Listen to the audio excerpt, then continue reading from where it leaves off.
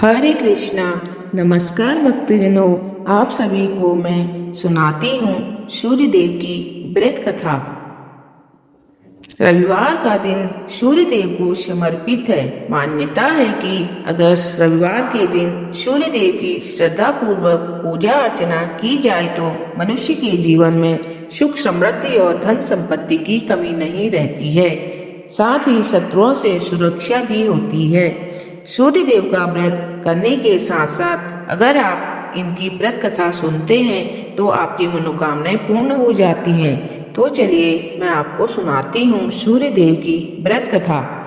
प्राचीन काल की बात है, एक बुढ़िया थी जो नियमित तौर पर रविवार के दिन सूर्योदय से पूर्व उठकर नित्य कर्मों से निवृत्त होकर अपने आंगन को गोबर से लीपती थी, जिससे वो स्वच्छ हो सके। इसके बाद वो सूर्य देव की पूजना अर्चना करती थी, साथ ही रविवार की व्रत कथा भी सुनती थी।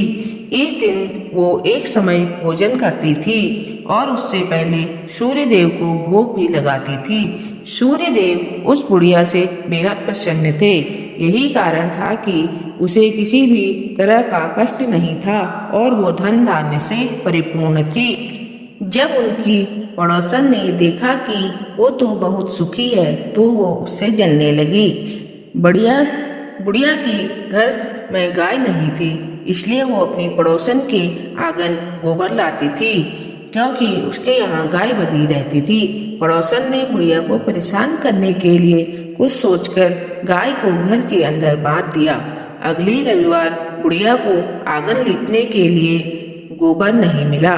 इसी के चलते उसने सूर्य देवता को भोग भी नहीं लगाया, साथ ही खुद भी भोजन नहीं किया और पूरे दिन भूखी प्यासी रही और फिर सो गई। अगले दिन जब वो सोकर उठी तो उसने देखा कि उसके आंगन में एक सुंदर गाय और एक बछड़ा बंधा था। बुढ़िया गाय को देखकर हैरान रह गई। उसने गाय को चारा खिलाया। वहीं उसकी पड़ोसन बुढ़िया के आंगन में बंधी सुंदर गाय और बछड़े को देखकर और ज्यादा जलने लगी, तो वह उससे और अधिक जलने लगी। पड़ोसन ने उसकी गाय के पास सोने का गोबर पड़ा देखा तो उसने गोबर को वहां से उठाकर अपनी गाय के गोबर के पास रख दिया। सोने के गोबर से पड़ोसन कुछ ही दिनों में धनवान हो गई। ये कई दिन तक चलता रहा।